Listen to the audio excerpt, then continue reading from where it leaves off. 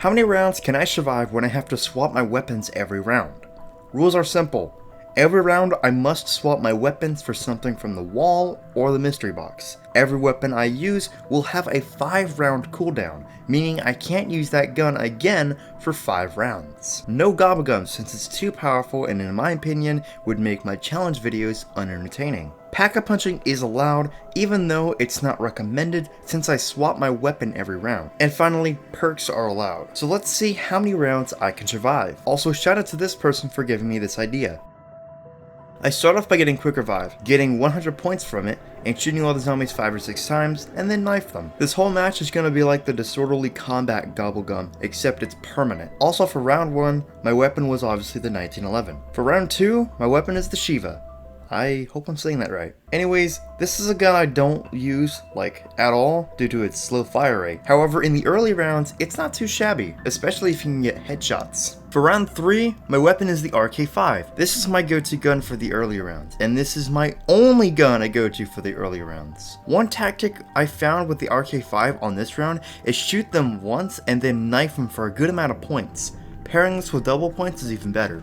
For round 4, my weapon is the Faro. This full auto 4-round burst gun is really good too for early rounds. I mean, just look at them all go. Even though this isn't my go-to gun, it's still a pretty good gun. For round 5, my weapon is the Elcar 9, and this weapon is amazing and I recommend you pack punch it and use it a few times in later rounds. And this would have been a good gun to have some fun with until it got interrupted by 2 nukes. For Hellhounds on round 6, I completely forgot I need to buy another weapon, and while I could have gotten the VMP near me, I wanted to save the good guns for later and use the weaker guns for the earlier rounds.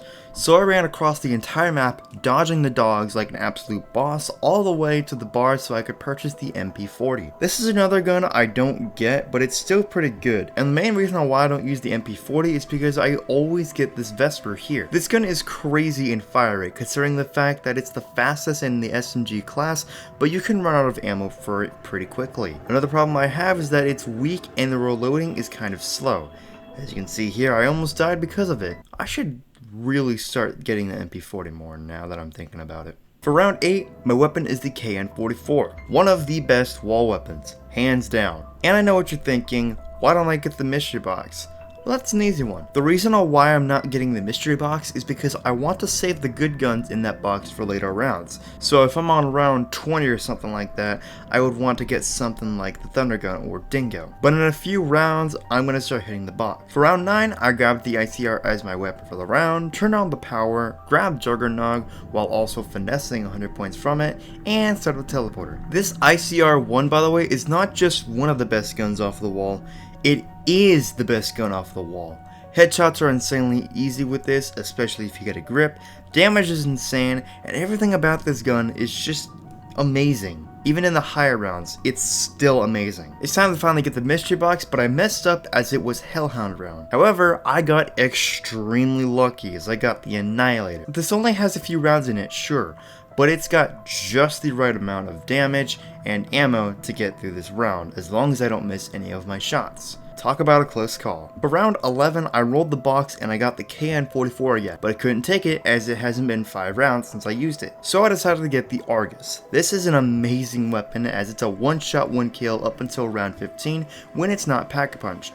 I decided to save this for this moment. It's a good thing wall weapons exist. Rolling the box on round 12 and received my childhood favorite, the Galil. This was my favorite gun when I was a kid playing the first Black Ops game.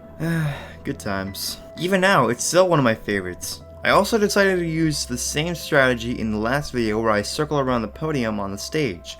This always works. Just make sure you pay attention on where you're going. On round 13, my weapon is the Haymaker 12, and when I was doing this challenge on several attempts, I found out that this gun is amazing when pack-punched. So that is exactly what I'm going to do. When this gun is pack-punched, you not only get double magazine capacity, but you also get insane damage as everything is a one-shot, one-kill. Definitely worth it. For round 14, my weapon is the Dragon, another one-shot, one-kill weapon up until round 20 when it's not pack-punched. However, you have to be careful as you may need to aim to get a guaranteed shot due to how low the accuracy is when hip firing, and aiming can be kinda slow. As long as you're being careful with your surroundings when you aim, you should be just fine. Okay, you might be fine.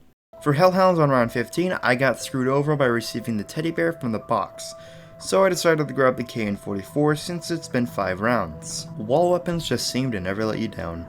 For round 16, I received the Draken again, but couldn't use it, so I was in a little bit of a dilemma since the zombies were already on their way, so I had to spin the box again while avoiding the zombie that was following me. I got the 205 from the box but unsuccessfully made it out alive, so there goes a life. I was really screwed as I received the worst shotgun possible and I'm surrounded from all sides. But the way I was able to make it out looked pretty cool. I started off by getting Juggernog first and then Quick Revive to kind of protect my second life. Here's another amazing escape. I've made so many close calls. For round 17, I got my favorite weapon, the Dingo. This gun hits all of the amazing aspects. High damage, high accuracy, high magazine capacity, high fire rate, everything makes it the most amazing gun in zombies. However, even with my favorite gun, luck isn't always on my side. Time to get my perks and almost die.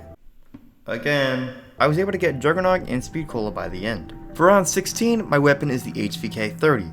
This is an okay weapon, it's not the best, but it's decent. What I decided to do was run out of ammo by going in circles and hip firing. I was also receiving loads of points by doing so and even got fire sale, which is completely useless to me in this challenge. After running out of ammunition, I ran into the teleporter to pack punch the HVK into the high velocity kicker. I also decided to go for Widow's Wine from the Parker Cola machine and received stamina up, so I tried again while the zombie was chasing me and I got the same thing.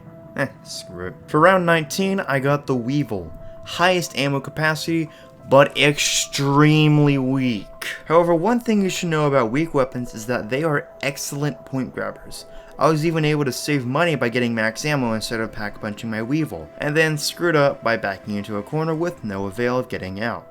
For Hellhounds on round 20, I decided to use the MP40. I kinda looked back at this gun and realized it's not so bad. I was able to get Juggernog during the round too. For round 21, I'm using the Argus, but decided not to go in circles and went straight to the teleporter to pack punch. I also went ahead and repack punched the Argus and got Blast Furnace. Not the best, not even closest. In the process of getting Speed Cola in a huge crowd of zombies, I accidentally activated the Gobblegum machine, so I had to come back later and try again. Alright, attempt number 2, all clear. For round 22, my weapon was the VMP. This gun is good in damage, but not in stabilization. Just look at the dot. Just like round 18, I went in circles hip firing until I was out of ammo so I could pack punch, but I was so focused on winning that I completely forgot to set up the teleporter, so I got grouped in the teleporter and died, ending the challenge. So I was able to survive 22 rounds while swapping my weapon every round. If there's another challenge you highly suggest me doing, let me know in the comment section below, and do not forget to subscribe as it really helps me out. Thanks for watching everybody, stay creative.